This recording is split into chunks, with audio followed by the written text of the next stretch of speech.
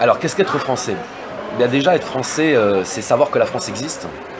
C'est-à-dire que ce n'est pas adhérer à la phrase d'Emmanuel Macron selon laquelle la culture française n'existe pas. Au contraire, la culture française existe et la France, c'est la culture française entre autres. La France, c'est un territoire, c'est une histoire, c'est une langue, ce sont des valeurs, ce sont des pensées. La pensée française est une pensée très riche et très complexe, comme l'est sa langue.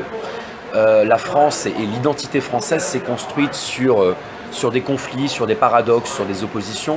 Nous sommes à la fois un pays qui a un héritage grec et latin. Nous sommes un pays qui a été considéré comme la fille aînée de l'Église. Nous sommes un pays d'une grande tradition chrétienne.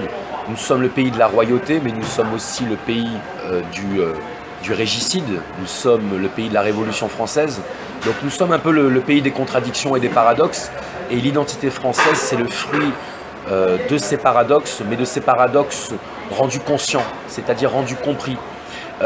Être français, c'est assumer les héritages contradictoires, c'est assumer l'héritage païen et l'héritage chrétien, c'est assumer l'héritage royal et l'héritage républicain, c'est peut-être même assumer l'héritage de la gauche et de la droite, mais en tout cas c'est avoir conscience que cette identité existe et que ce n'est pas en niant une identité que l'on peut s'en détacher.